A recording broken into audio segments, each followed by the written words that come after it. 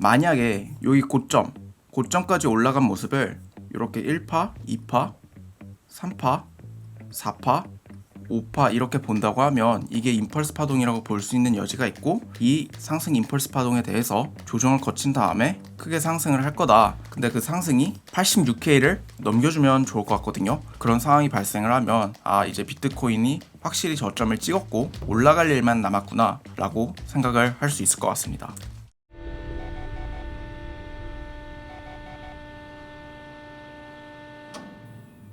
안녕하세요, 김선재입니다.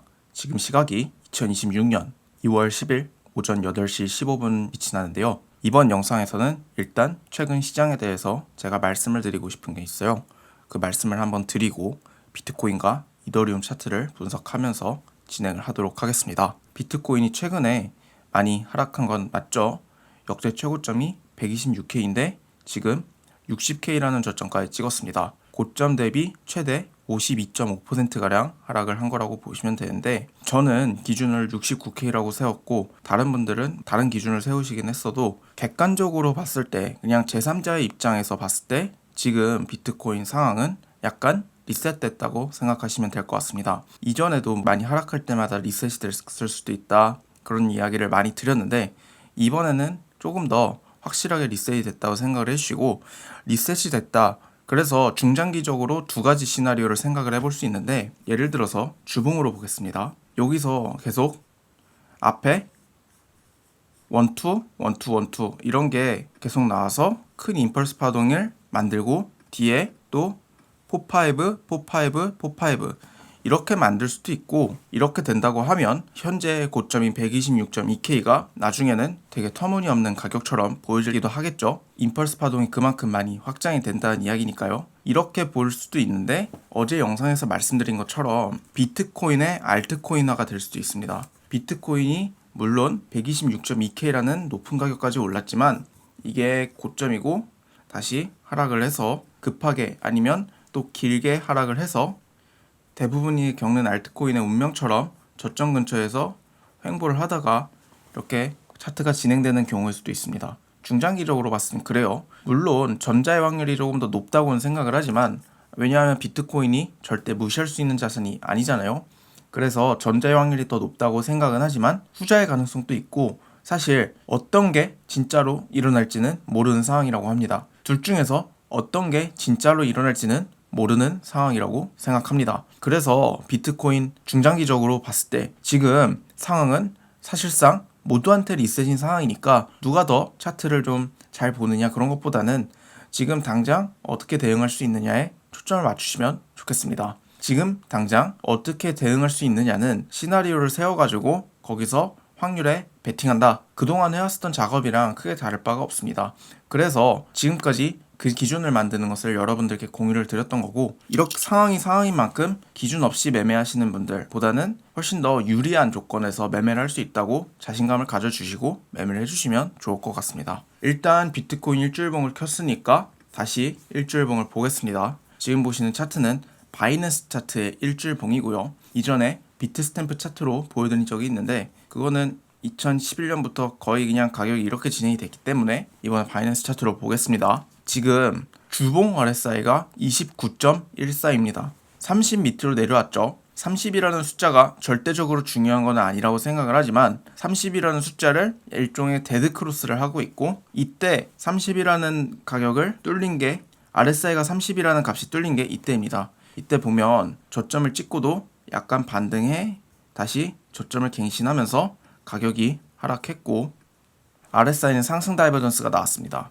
그 이후에 15K 때부터 126K 때까지 빠르게 상승했죠. 빠르게 상승했고 또 규모가 또 크게 상승했습니다. 이런 점을 토대로 봤을 때 가장 중장기적으로 이상적인 시나리오는 여기서 저점이 나왔다고 보거나 아니면 약간의 저점 갱신 후 반등이 나타나고 다시 저점을 갱신하는데, 그러면 RSI가 그때처럼 이런 식으로 움직이겠죠. 그런 다음에 상승 다이버전스가 떠서 요즘 유의미한 변곡이 떤 다음에 임펄스 파동을 그리는 형태가 있습니다. 아까 원투 원투 원투 그리고 임펄스 포파이브 포파이브 포파이브 이거를 말씀드렸잖아요. 이 상황대로 흘러간다고 하면 이렇게 진행될 확률, 중장기적으로 그리고 주봉상 이렇게 진행될 확률이 높다는 것을 말씀드리고 싶습니다. 그러면 이제 4시간 봉을 한번 보겠습니다. 지금 비트코인 시나리오를 세울 때 크게 두 가지 관점이 있는 것 같습니다. 지금 비트코인 시나리오를 세울 때 크게 두 가지 기준을 잡고 세우실 수 있는데요. 일단 역대 최고점이 126.2K죠. 계단식 하락에 대한 이야기는 어제 영상에서도 충분히 말씀을 드렸으니까 이번에는 ABC 파동, 하락하는 ABC 파동에 조금 더 초점을 맞춰서 설명을 해드리겠습니다. 여기까지를 저는 A파라고 보고 있습니다. 그리고 A파에 대한 반등이 97.9K까지 B파로 나온 거고요. 지금은 C파가 나오고 있는데 하락 파동이 임펄스 파동으로 보여요. 그래가지고 임펄스 파동으로 ABC 파동이 그 중에서 C파가 마무리되고 있다라고 보시면 될 것 같습니다. 일단 표시를 해보겠습니다. C파의 경우 저점이 갱신이 될 수도 있고 갱신이 안 될 수도 있으니까 일단 이렇게 표시를 해보겠습니다. 이렇게 나오는 파동, 그래서 일봉상으로 이렇게 보면 앞서서 나타났던 이때도 ABC 파동이 진행이 되었고 이때도 ABC 파동이 진행이 되었으니까 뭐 비슷하게 흘러간다고 볼 수가 있겠죠. 이게 다만 기간적으로 어떻게 길어질지는 모릅니다. 다시 4시간 봉으로 돌아와서요. 지금 만약에 저점이 나왔다고 하면 하락하는 임펄스 파동을 여기서부터 여기까지 하나의 임펄스 파동이 보이죠. 그리고 여기서부터 여기까지 또 하나가 보입니다.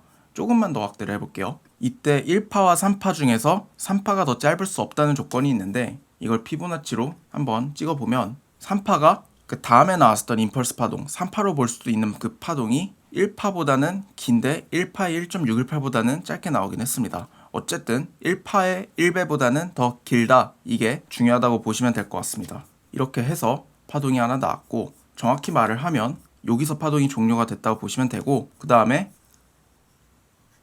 이렇게 약간의 반등 후 하락을 하면서 저점이 완전히 찍혔다라고 보시는 관점이 있을 것 같습니다. 여기서 그러면 이제 상승이 나올 건데 어떻게 상승을 바라봐야 하는지 한번 살펴보겠습니다. 일단 저점을 찍었고 임펄스 파동의 형태로 상승을 해야 하겠죠. 임펄스 파동을 보면 여기서부터 여기까지는 임펄스 파동이 보이거든요. 그런 다음에 이렇게 해서 조금 더 확대를 해보겠습니다. 만약에 여기 고점까지 올라간 모습을 이렇게 1파, 2파, 3파, 4파, 5파 이렇게 본다고 하면 이게 임펄스 파동이라고 볼 수 있는 여지가 있고 이 상승 임펄스 파동에 대해서 조정을 거친 다음에 그 다음에 크게 상승을 할 거다.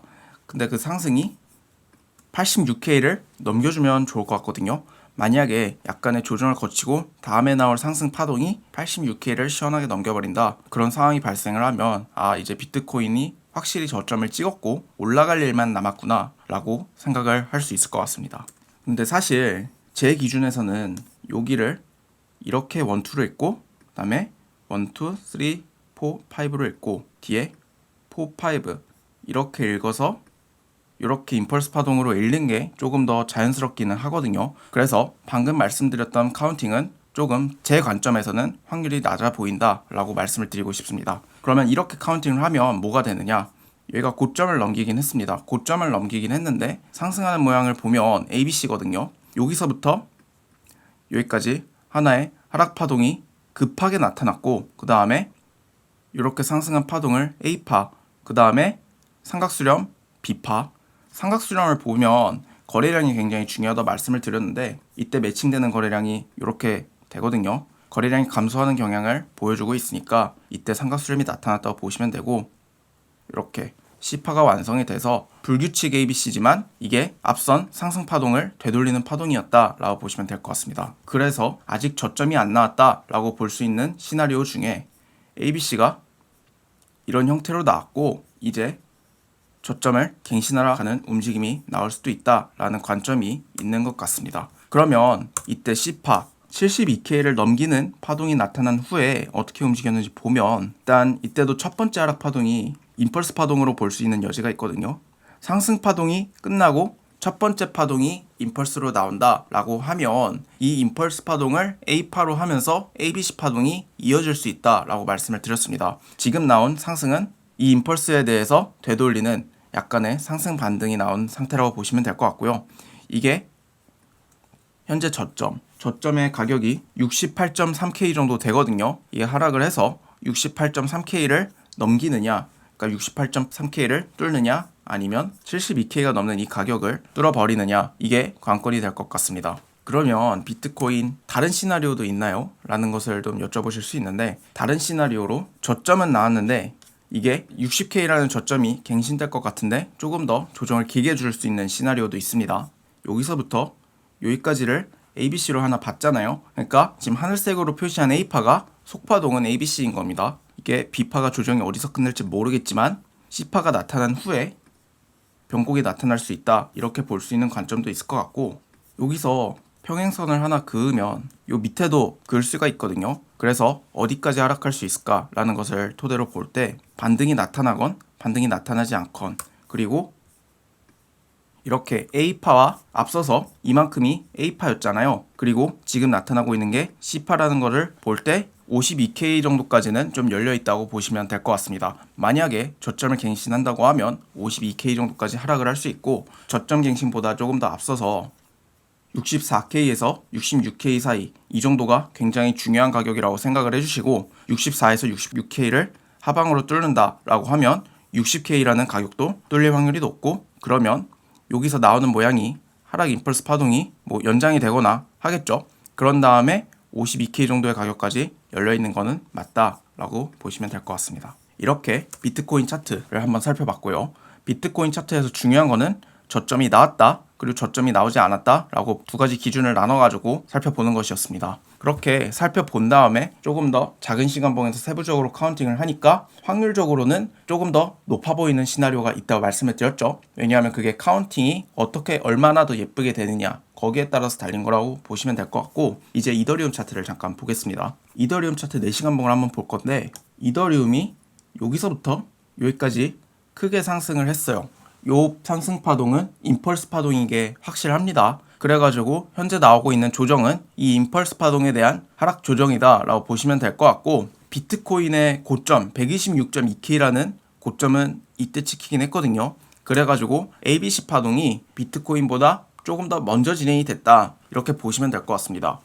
비트코인보다 이더리움이 더 파동이 늦게 진행되면서 이더리움이 비트코인을 따라가는 거 아닌가요? 라고 질문하실 수 있는데, 그건 중장기적인 파동상으로 그렇고, 지금 이더리움은 비트코인보다 고점이 먼저 나왔기 때문에 지금 고점까지의 상승을 되돌리는 파동은 이더리움이 먼저 나왔다고 보시는 게 맞다. 그런데 비트코인은 애초에 상승폭을 되돌리는 대상이 다르잖아요. 15K 때부터 126K 때까지 상승한 3년 동안 상승한 그 파동에 대해서 되돌림을 주고 있는 중이라면, 이더리움은 작년 4월부터 작년 8월까지 이렇게 상승한 것에 대해서 되돌림을 주고 있는 거기 때문에 되돌림의 대상이 다르다. 그 말인 즉슨 만약에 이번 파동의 조정이 끝난다고 하면 비트코인이 3년 동안 상승한 그 파동을 이더리움이 따라갈 확률이 높다라고 생각을 하고 있습니다. 그래서 이더리움의 상황이 너무 안 좋지만은 않다고 생각을 하고요. 만약에 비트코인이 아까 1, 2, 1, 2, 1, 2 이렇게 나타난 다음에 임펄스가 나오고 다음 뒤에 4, 5, 4, 5, 4, 5 이렇게 나온다고 했을 때 이더리움도 중장기적으로 따라갈 확률이 높거든요. 이더리움의 시가총액도 굉장히 높습니다. 그리고 이더리움이랑 다른 알트코인이랑 구분되는 점이 확실히 있다고 생각을 해요. 그래가지고 비트코인이 1, 2, 1, 2, 1, 2 형태로 이렇게 상승을 한다고 하면 중장기적으로 이더리움도 이에 맞춰서 따라갈 것 같고, 비트코인이 3년 정도 상승한 거를 이제 이더리움이 상승할 때가 됐다라고 보시면 될 것 같습니다. 단기적인 파동, 여기서부터는 네모로 표시를 해보겠습니다.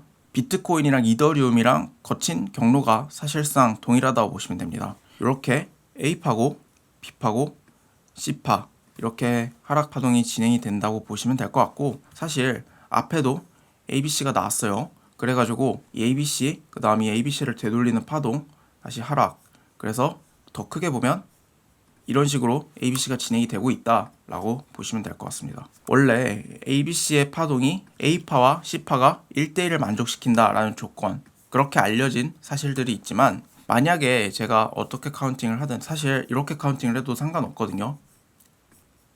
이더리움은 이렇게 두 가지 카운팅이 존재를 하기 때문에 비트코인처럼 만약에 저점을 깼을 경우에 어디까지 하락을 할 수 있을 것인가 라는 질문에 대답을 하기는 좀 어려울 것 같습니다. 거기가 가늠이 되기 어려운 점이 있어요. 그래가지고 그런 것 같고, 이더리움도 마찬가지로 요렇게 하락을 했다고 하면 이미 하락 임펄스 파동이 끝나서 저점이 나왔다고 볼 수 있는데, 예를 들어서 요렇게 파동을 카운팅을 하고 그다음에 여기 작지만 약간의 반등이 나왔다고 하고 이렇게 하락한다고 하면 비트코인처럼 약간 저점을 갱신할 여지가 조금 더 남았다라고 볼 수 있을 것 같습니다. 이더리움도 한번 주봉으로 볼까요? 이더리움이 정말 큰 폭으로 하락을 하긴 했는데 역대 최고점이 거의 5,000에 육박하거든요. 4,900 몇인데 지금 2,100 그리고 2,000이 깨지기도 했어요. 그래가지고 이더리움이 좀 많이 하락한 거 아닌가 생각을 할 수 있는데, 이더리움이 주봉상으로 RSI 30이 내려간 게 이때밖에 없습니다.